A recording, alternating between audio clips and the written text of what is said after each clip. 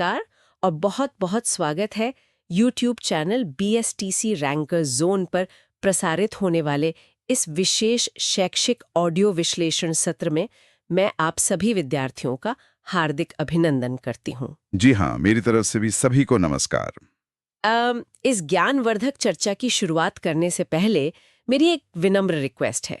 अगर अभी तक आपने इस चैनल को सब्सक्राइब नहीं किया है तो कृपया फटाफट सब्सक्राइब कर लें। बिल्कुल, क्योंकि चैनल को सब्सक्राइब करने से ऐसी महत्वपूर्ण और एग्जाम ओरिएंटेड लाइव क्लासेस आपको लगातार मिलती रहेंगी। सही कहा आपने। तो चलिए अब सीधे आज के मुख्य विषय पर आते हैं। आज के इस विश्लेषण सत्र का हमारा मुख्य फोकस है प्री BSTC के सॉल्व्ड पेपर्स। और ध्यान रखिए विद्यार्थियों, आज हमारा लक्ष्य सिर्फ इन MCQs के ABCD उत्तर जानना नहीं है। आज हम क्वेश्चन नंबर 91 से लेकर 100 तक के हर एक सवाल की गहराई में जाएंगे। एकदम सही। हम उनके पीछे छिपे कॉन्सेप्ट्स, हिस्टोरिकल बैकग्राउंड और ज्योग्राफिकल फैक्ट्स को अपने माइंड में पूरी तरह फिक्स करेंगे। ये बिल्कुल एक लाइव क्लासरूम जैसा होने वाला है। हाँ, जहां पर प्रश्न सुने जाएंगे और आपको सोचने का पूरा मौका भी मिलेगा। क्योंकि देखिए, एग्जाम्स में सफलता सिर्फ रटने से नहीं मिलती, बल्कि कॉन्सेप्ट्स को समझने से मिलती है। तो आज के इस सेशन में हर सही ऑप्शन के पीछे का लॉजिक समझाया जाएगा। साथ ही बाकी ऑप्शंस गलत क्यों हैं, ये भी क्लियर करेंगे। तो क्या आप सभी तैयार हैं? मैं तो पूरी तरह तैयार हूँ। आप सभी अपना पूरा फोकस यहाँ रखें और एक्स्ट्रा इन्फॉर्मेशन को नोट करते चलें। बहुत बढ़िया। तो चलिए पूरी एनर्जी के साथ आज की लाइव क्लास का पहला MCQ लेते हैं। सभी ध्यान से सुने। Question number 91।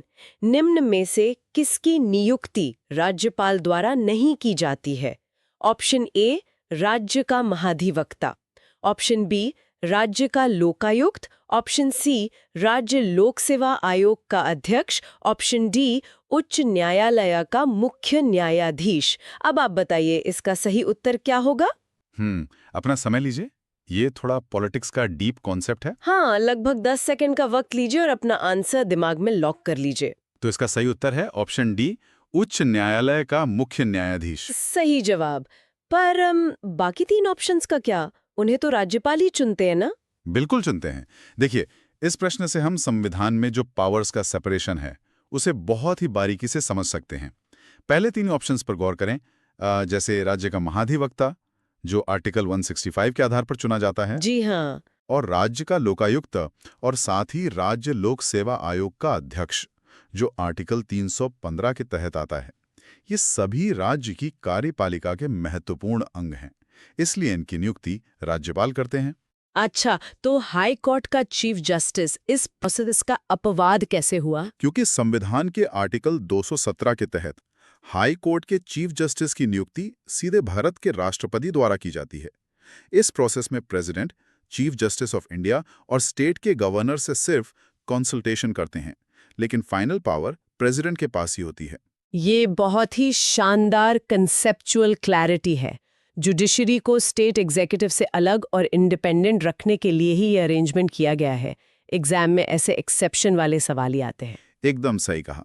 इन अपवादों को पकड़ना ही टॉपर की निशानी है। प्रश्न लेते हैं। Question number 92। तालाब-ए-शाही झील निम्नलिखित में से किस स्थान पर स्थित है? Option A Dholpur, option B Bundi, option C Bharatpur, option D Dungarpur. अब आप बताइए इसका सही उत्तर क्या होगा? झीलों के बारे में तो बहुत सवाल आते हैं, सोचिए सभी लोग। हाँ, थोड़ा याद करने की कोशिश कीजिए कि कहाँ पढ़ा था इसके बारे में। तो चलिए देखते हैं। इसका सही उत्तर है ऑप्शन ए धौलपुर। धौलपुर, वाह। पर इस झील में ऐसी क्या खास बात है जो ये पेपर में आई? देखिए, जब हम राजस्थान की हिस्टोरिकल धरोहरों की बात करते हैं तो तालाब-ए-शाही बहुत फेमस है।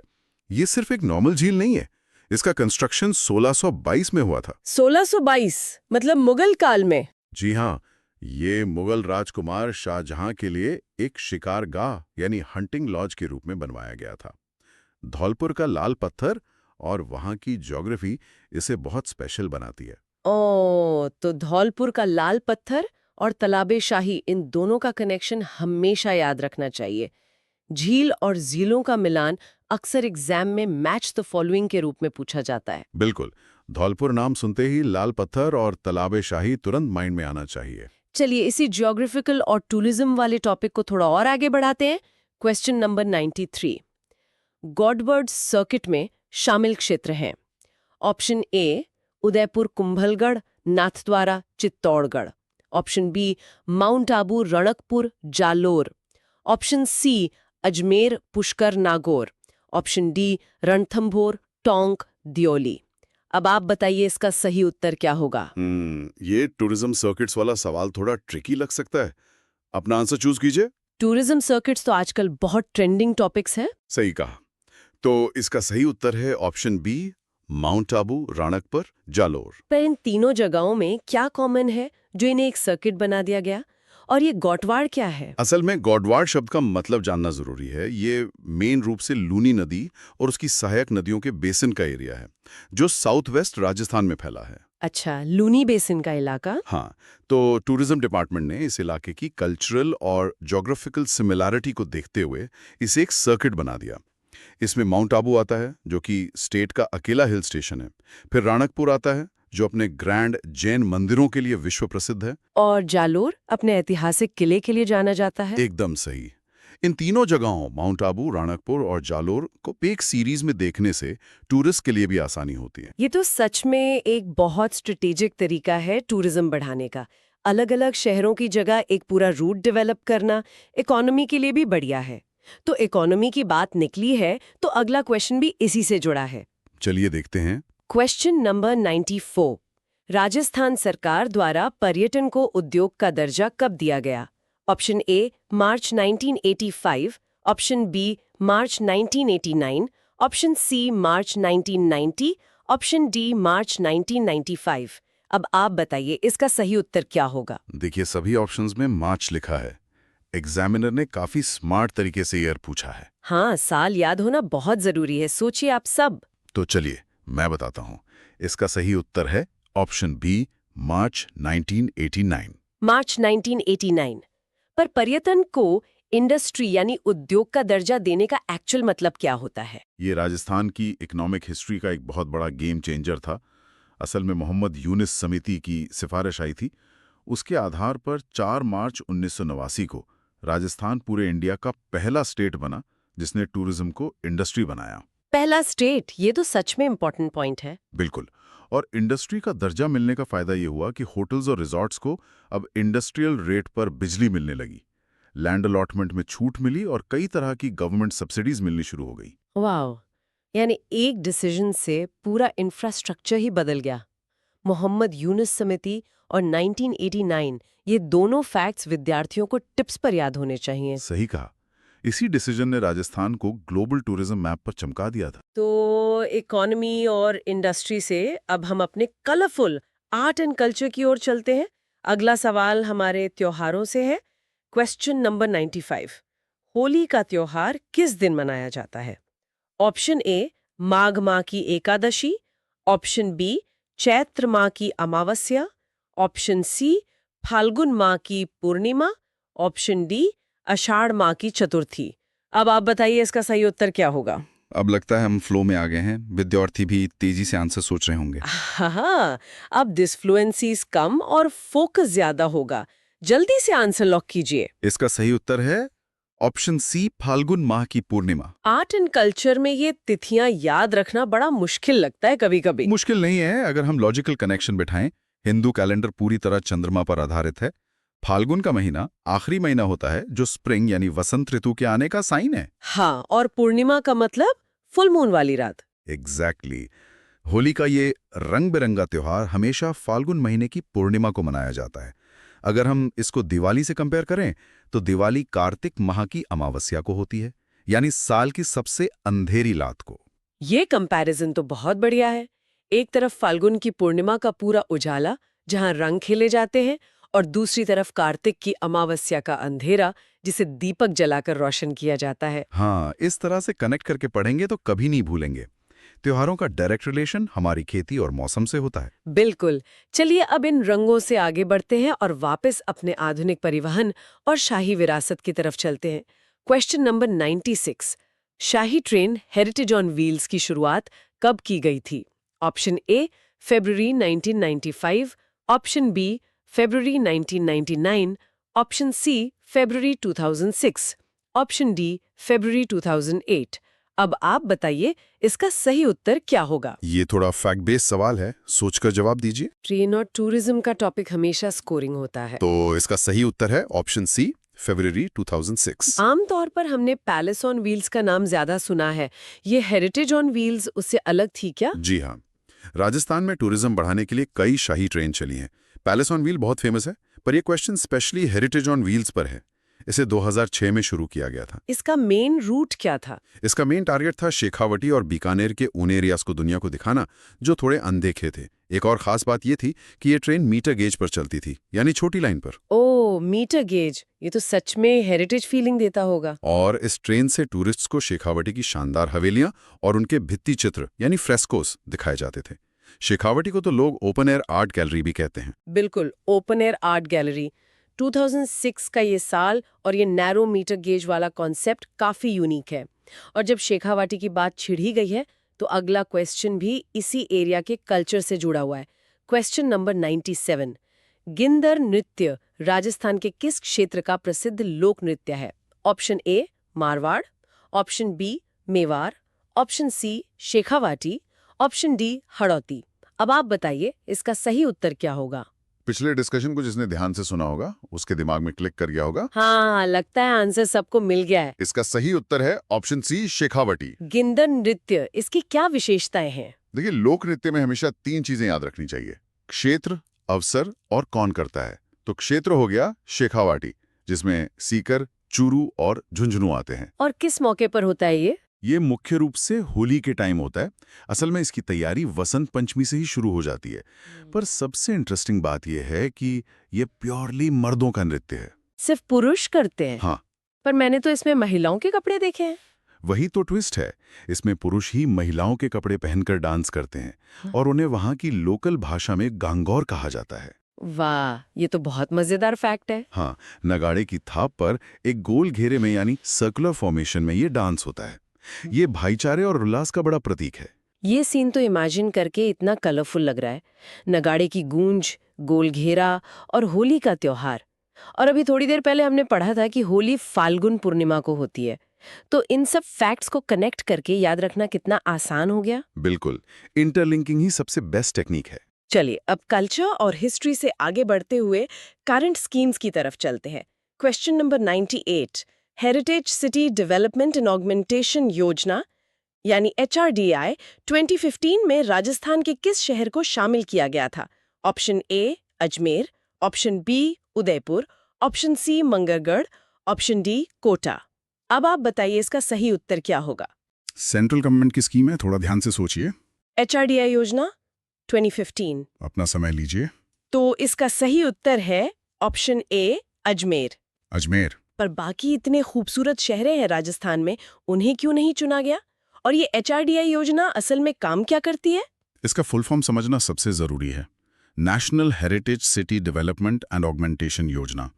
इसे सन 2015 में भारत सरकार के आवास और शहरी कार्य मंत्रालय द्वारा लॉन्च किया गया था। आवास और शहरी मंत्रालय, ठीक है। पूरे इंडिया से सिर्फ 12 शहरों को सिलेक्ट किया गया था और राजस्थान से अकेला अजमेर था।